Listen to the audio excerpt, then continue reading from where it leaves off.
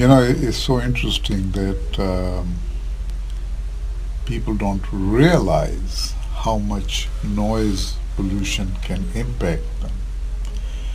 Now, one of the classic examples you would find of noise pollution is construction sites. Yeah. Jackhammers and hammers and this and that. I mean, if you're living next to someone building something, Right. oh my God.